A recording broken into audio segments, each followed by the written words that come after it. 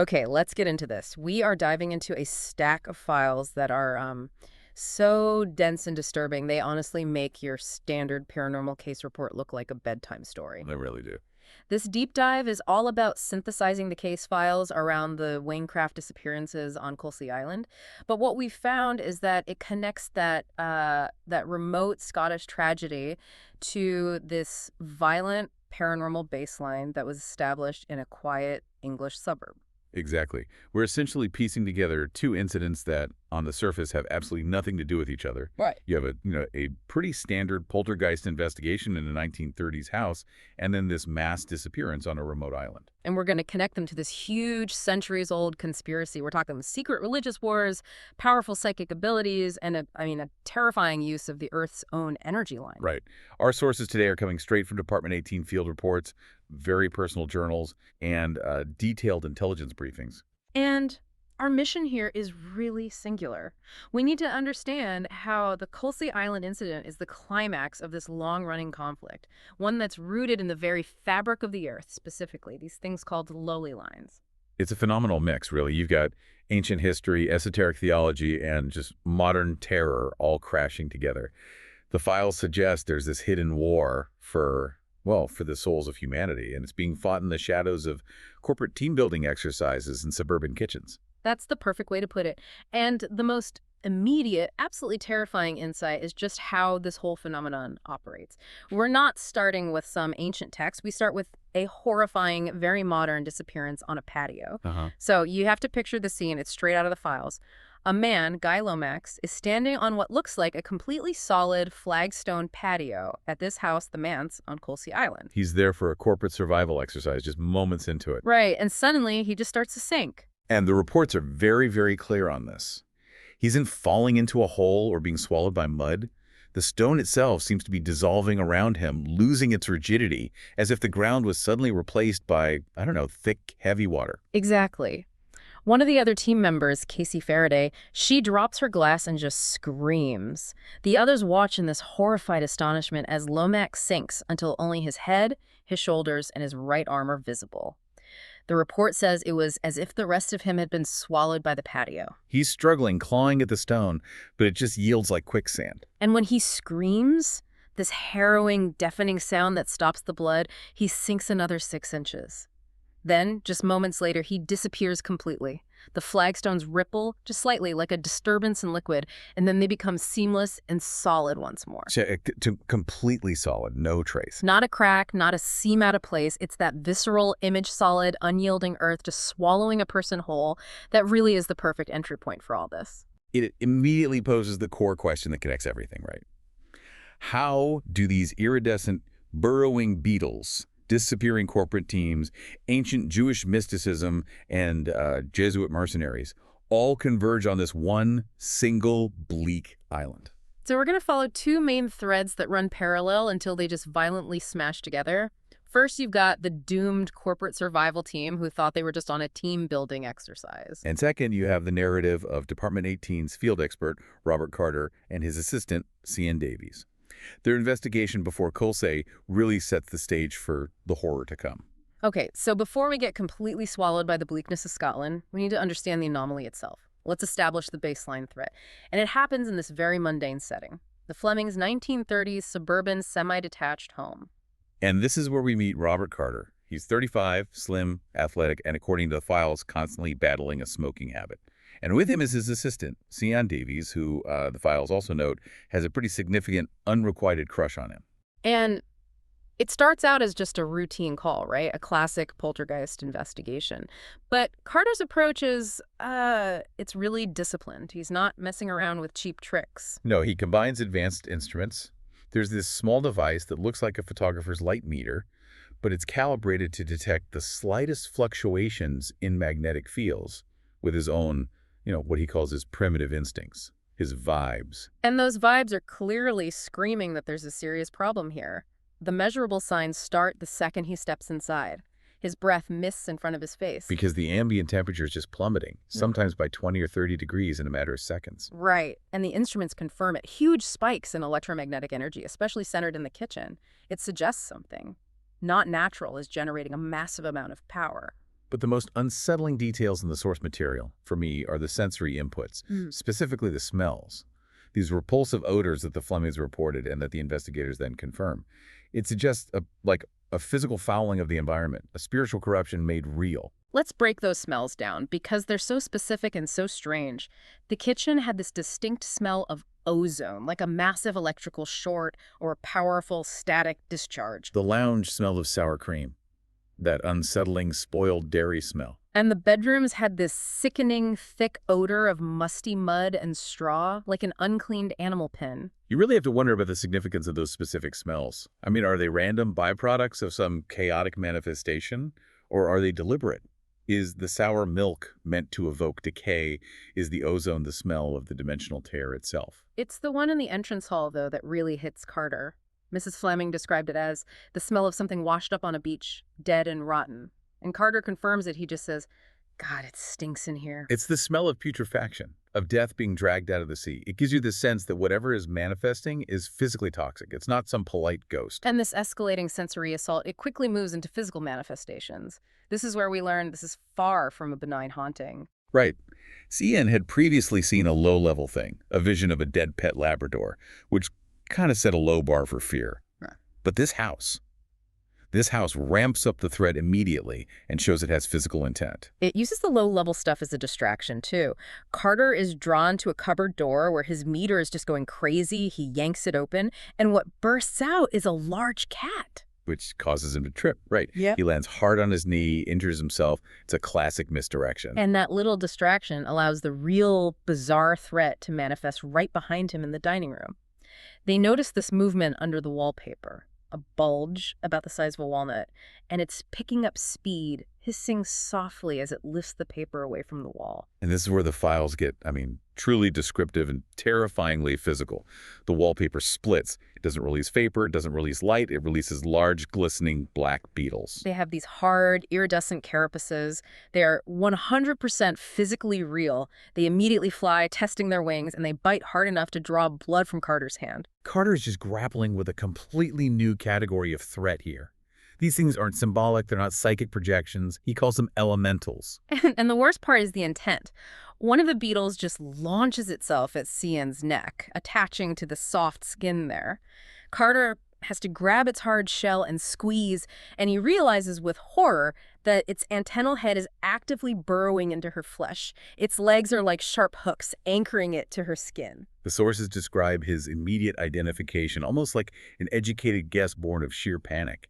He says they're elementals, some kind of physical embodiment of the power. It takes intense physical effort for him just to pull the creature off Sian. He has to smash it against the wall.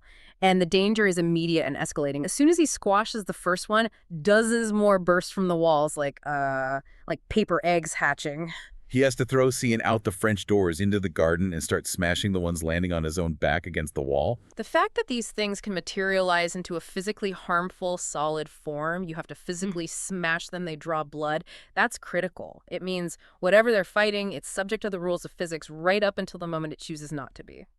So he gets Sian to the car, promises to take her to the hospital for a tetanus shot, and to treat the bite wounds. But he's not done. He goes back inside. He's determined to drop his mental defenses and figure out the secret of the house.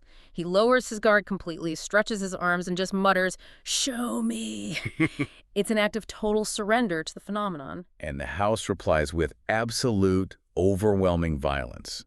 A force rushes at him like an express train, lifts him completely off his feet, and hurls him against the wall with such speed he momentarily loses consciousness. Then the attack becomes purely mental. It floods his mind with these spiraling, desolate images. The vision starts with hundreds of those black beetles swarming, then a panoramic view of a crumbling church. But then the scene shifts, and it starts connecting the dots. He sees a bleak, inhospitable island. A crucial, violent premonition of Kulsay.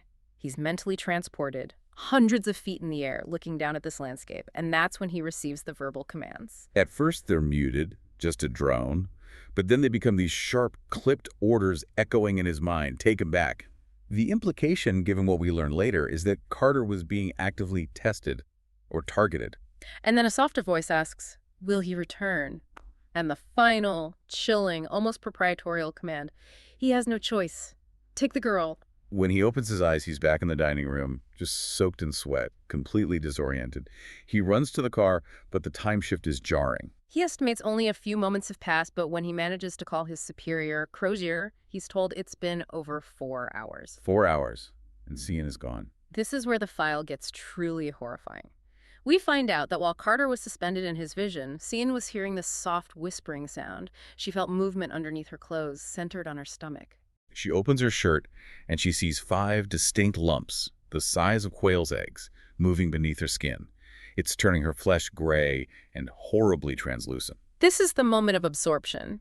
As she's watching, helpless, the skin splits and these black antennal heads force their way through the bloody holes. They emerge from inside her. So Carter returns hours later to an empty car. The subsequent cleanup team finds the house completely untouched. The smashed crockery, the torn wallpaper, the blood, all of it is gone. The house is pristine. It confuses the cleanup team and leads directly to Carter's suspension for losing an employee.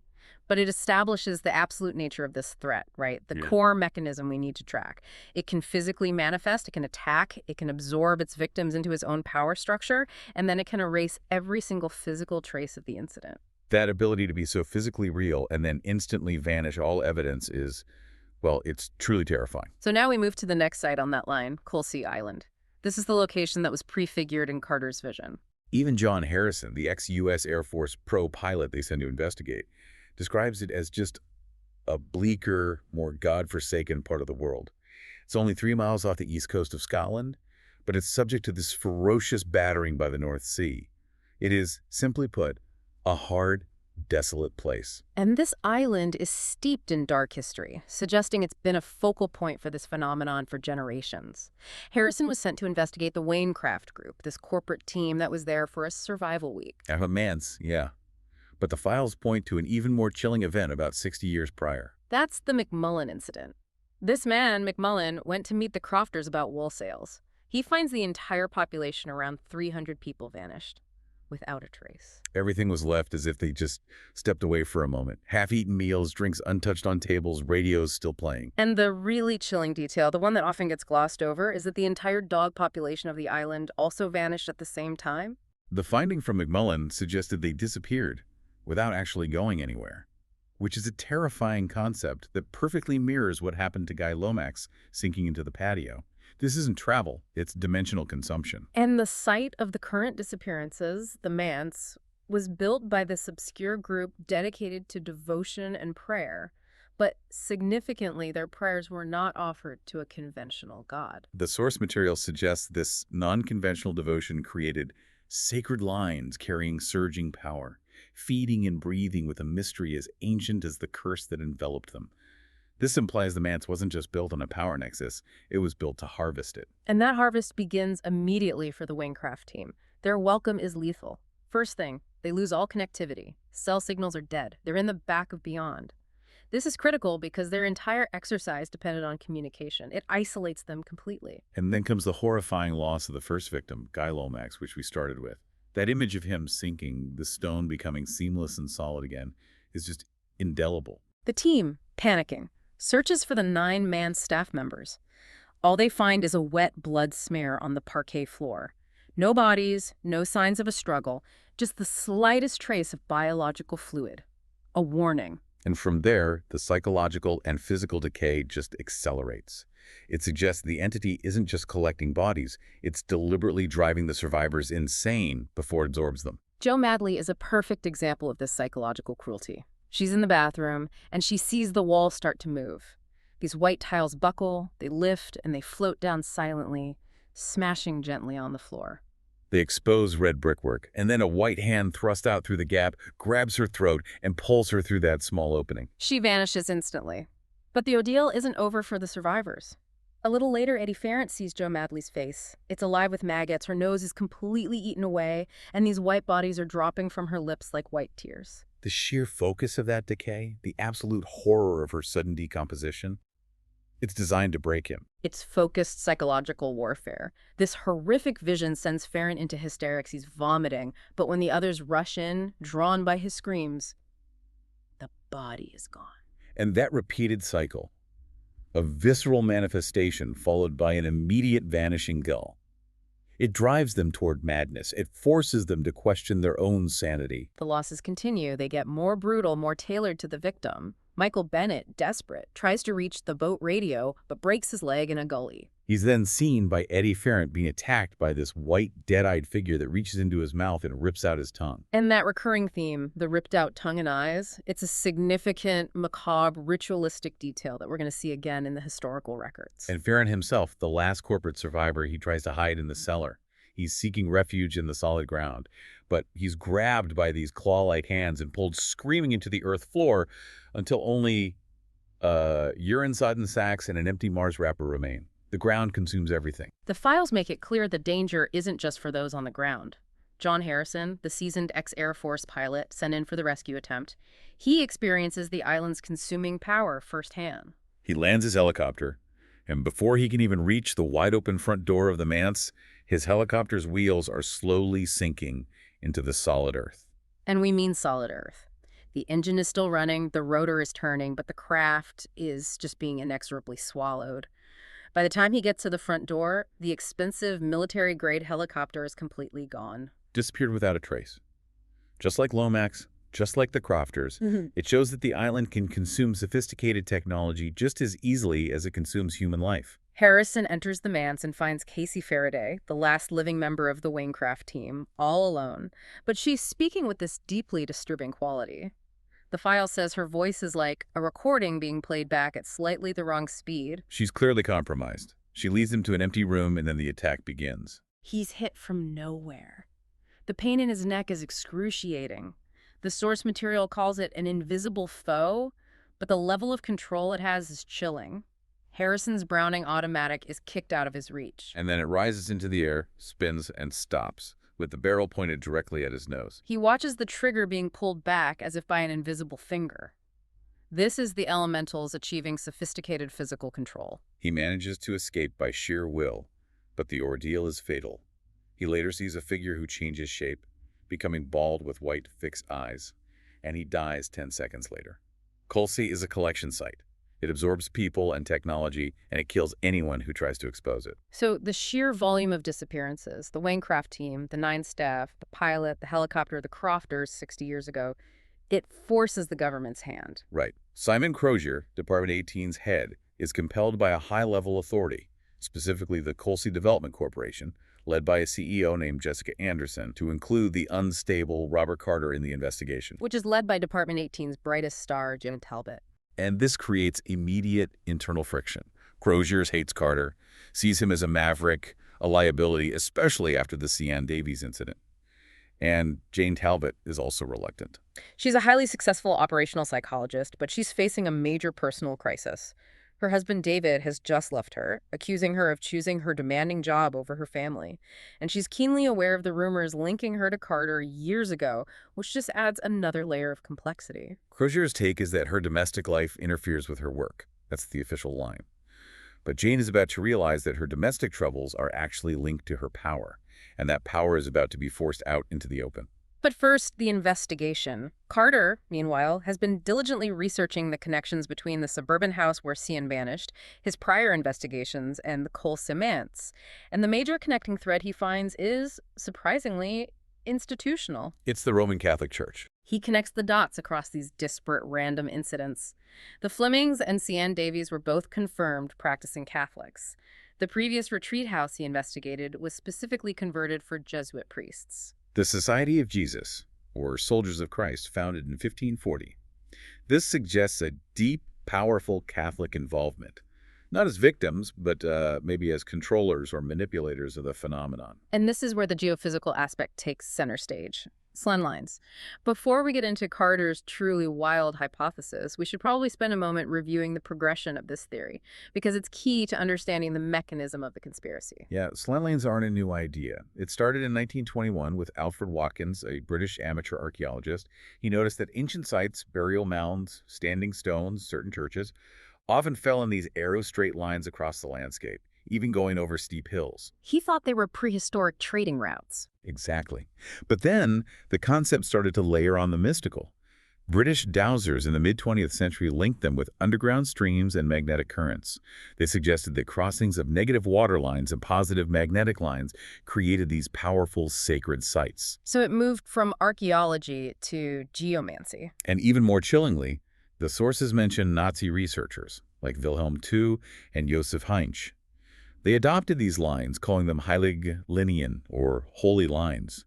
They believed the ancient Teutonic peoples used these lines for power and territorial claims. It shows that throughout history, power brokers have understood and sought to use these geographical alignments. And Carter takes this theory and makes it terrifyingly modern and operational.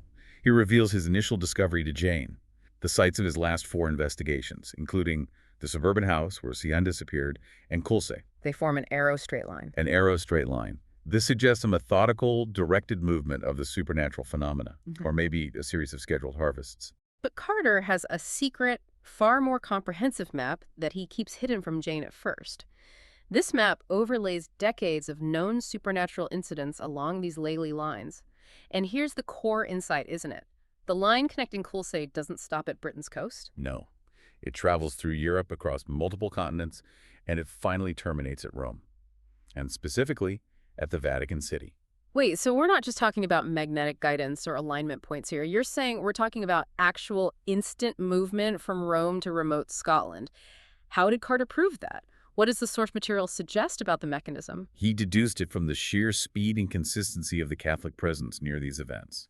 He theorized that if the supernatural force is using ley lines to travel, and the Jesuit order is always found at the epicenter, Then the Jesuits must be using the same mechanism. precisely. Which leads to Carter's shocking hypothesis. The Jesuits, this powerful organized Catholic order founded as God's army, are using these ley lines not just as guides, but as instantaneous routes for physical travel, a form of teleportation, from Rome to wherever they are needed. They're not just observing the phenomenon, they're using the Earth's raw power as a hidden highway. The implication is massive. It suggests the Catholic Church, or at least a powerful faction within it, has known about and harnessed this incredible disruptive technology for centuries. Okay, shifting now to Jane's personal journey. The investigation forces her to confront her own long-denied powers. The files show she's under tremendous pressure, compounded by her divorce. She needs to understand why she is so critical to this case. Right. Another psychic team member, Kirby, he insists that Jane is one of the most powerful psychics Department 18 has ever recruited, possibly even stronger than Carter or the others. But she's in deep denial and has blocked them out. Kirby theorizes this is due to some past unresolved guilt or trauma. And he's right, the guilt is crushing her. She makes this painful, detailed confession to Carter. As a child, she had a terrifying premonition of another girl, Melissa, breaking her arm on a swing. She saw the exact moment of the bone snapping. She was horrified, but she ignored it. But the deeper trauma involved her grandmother, whom Jane confesses she intensely despised. Jane had a vision of her grandmother stumbling at the top of the stairs, tumbling down like a rag doll, her neck snapping. She was physically present when the vision struck, standing at the bottom of the stairs. And here's the chilling admission. Jane admits she did not intervene. She stood there, listening to the real, sickening sounds of her grandmother's fatal fall, and her initial reaction was one of triumph. She says in her journal she was absolutely triumphant, and this lifelong guilt fueled her career in psychology. Her subconscious shut down her psychic gifts to protect her from that responsibility, from the burden of knowing and the possibility of acting selfishly on that knowledge again. But her denial offers no protection on Kulsay. She's standing next to Carter during their first attempted seance, determined to be the rational observer. But she is the first one who breaks the circle. She experiences this violent flood of images. She sees the sinking helicopter and, more personally terrifying, a vision of her young daughter Gemma being dragged through her cot mattress by bony white hands. And that's the mechanism confirmed, isn't it? The vision is instantaneous, and it absolutely confirms Carter's theory. The forces beneath the manse are pulling things and people from our world down into another. The forces are targeting not just the present, but the potential future trauma of the investigators. As the team realizes the gravity of their situation, trapped on an island that's consumed their communications and their transport, they prepare for a second seance. And they're interrupted by the sudden, uninvited arrival of Nick Bayliss. He's a freelance writer, a self-proclaimed skeptic-turned-believer, who arrives on a lobster boat captained by a local named Cameron White. Bayliss immediately challenges them. He reveals he knows about Carter's past, his suspension, the Department 18 mission. He also correctly deduces that they're trapped. The cell signal is gone, the radio transmitter is blocked. They're isolated by the ones controlling what's happening on the island. It confirms the enemy has active operational control over their environment. Bayliss acts as this sort of information broker. He links Carter's theories about the Jesuit involvement with deep historical knowledge of the conflict. Carter already knew about a place called Farley Grange in 1724, where a mutilated body was found with its eyes and tongue ripped out. That gruesome ritual detail that links directly to Michael Bennett's fate on Kulsay. Exactly. And the central figure in this ancient grudge is Alphonse DeMarco. He's identified as a Marrano. Which is a potent historical label. The term literally translates to pig. It referred to Jews who were forcibly converted to Catholicism during the Spanish Inquisition, but who continued to secretly practice their faith. And this context is vital. The persecution drove DeMarco to bitterness and desperation. He wasn't seeking salvation, he was seeking power. He twisted the tenets of his ancestral faith and adopted the esoteric philosophy of Kabbalah. Kabbalah, meaning receiving, is considered the world's oldest spiritual wisdom. It teaches that humans have the capacity for greatness. But DeMarco twisted this teaching. He sought to achieve his greatness by using Kabbalistic knowledge of the universe to, specifically, erase death itself.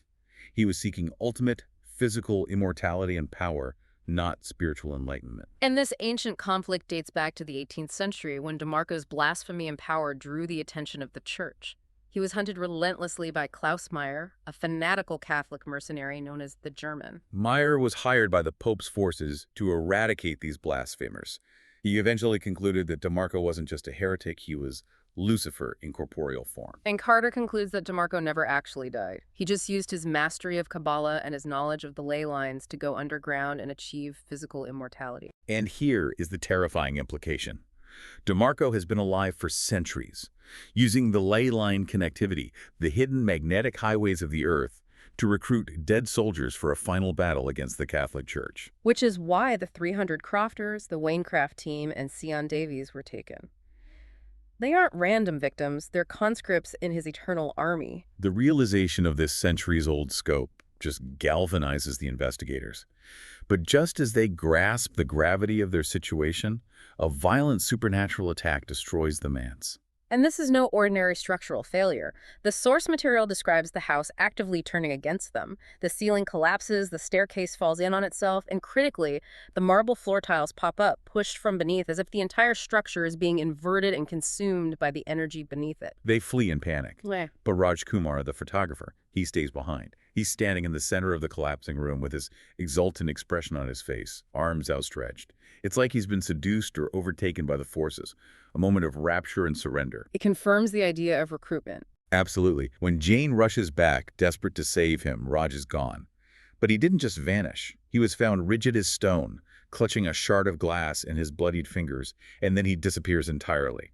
The only logical conclusion is that the consumption happens instantly once the entity has the victim's submission. The remaining team, Carter, Jane, McKinley, Kirby, and Bayliss, they find their escape route. And it is, of course, hidden and anti-sacred. A tunnel sloping downwards behind the ruined altar of the Kulsay church. They step through a gap in the wall into a blinding white light that swallows them, pushing them down into the depths of the earth. And this journey leads them to the very heart of the conflict, the Black Cathedral, a huge, deep subterranean chamber that is a mocking, blasphemous inversion of Christian worship. The oppressive details of this cavern are stunning. You have these high, mock, stained glass windows pouring through with pure, bright, but fake sunlight. The artwork is utterly corrupt, depicting mockeries of holy scenes, a grotesque, misshapen goat giving bloody birth to a monster. It's all designed to outrage the Christian faith it wants to overthrow. The pews are ornately carved, but they aren't empty. They're filled with these writhing, straining figures, DeMarco's army of the dead. These are the Crofters, the corporate team, maybe even Sian Davies, all conscripts waiting for the final ritual. And Alphonse DeMarco finally appears. The sources describe him as handsome but ordinary, dressed in expensive velvet from centuries ago, instantly recognizable as a man out of time, speaking with a strong Spanish accent. And he explains his motive, confirming Carter's darkest suspicions. He went to these elaborate lengths to attract the investigators, Sian and Jane, only to lure Carter. Carter was necessary for the final ritualistic move. And we find Jane Talbot, conscious but restrained, her eyes fixed on Carter laid out right on the altar. She is the intended conductor. But just as DeMarco is prowling, ready to complete his plan, he's confronted by the opposing army. The Jesuits. They arrive via the way-line path they had mapped out. And their leader is revealed to be the wealthy American CEO, Carl Anderson, head of the Kulsay Development Corporation. This is the critical identity reveal that links the corporate structure to the ancient war. Carl Anderson is actually the immortal, long-lived Klaus Meyer, the German, the fanatical Catholic mercenary from the 18th century. He's lived under multiple names for centuries, including Clint Seibert, a highly respected Canadian surgeon. He is the papal authorities' immortal agent. And he's been protected by the papal authorities for centuries and is allied with the sorority, a highly powerful secretive group that monitors this conflict and enforces operational security. Their leader is a woman named Celeste Toland. And we learn a devastating detail about the sorority's ruthlessness just before the fight. Celeste Toland, we learn, was the lover of Jessica Anderson, Karl Klaus's daughter, and the CEO of the KDC. And Celeste kills Jessica under the sorority's orders to maintain silence and ensure operational security. The stakes are total. Love, family, corporate power. It's all sacrificed for this endless religious war. The two ancient armies clash violently in the Black Cathedral. The Jesuit forces, Meyer's current recruits, and DeMarco's army of the dead. The cathedral fills with screams, blood soaks the floor, and the gruesome centuries-old battle finally comes to a head. And Jane Talbot, now revealed to be the most powerful psychic, is the key to the outcome. As DeMarco tries to use her as a conductor to summon a massive entity through the claw line opening, a huge dark presence that causes flames to flick from this dark aperture. The Jesuits take strength from a light source. It's implied to be Jane's suddenly unleashed psychic energy, or maybe a higher guiding power. This light acts as an antidote to DeMarco's ritual. It shrinks the ley line entrance, it repels the massive entity back to the dark depths, and it forces DeMarco to escape through an emergency exit. The battle for the manse is won by Meyer and the Jesuits, but the war is far from finished. So what does this all mean? The investigation team's findings are, well, they're conclusive. The Kulsay disappearances were not random paranormal events. They were part of an ancient religious war fought using geophysical alignments, ley lines, to recruit an army of the dead. DeMarco, the Murano Kabbalist seeking eternal physical life, is the primary antagonist. He's using the Earth's powerful magnetic connections as his recruitment mechanism and highway. But the Jesuits, led by the immortal Klaus Meyer, now Carl Anderson, are equally ruthless and powerful agents of the Catholic Church's long-term plan, operating under the veil of corporate structures like the KDC. The battle for Kulsay Manse is won, but DeMarco has escaped. Carter and Jane, having survived the trauma and accepted their own incredible complementary psychic abilities, their personal relationship rekindled by the shared horror, they decide they have to track down DeMarco. They have to finish the job. They realize they are now targets, and potentially the only people with the knowledge to stop this.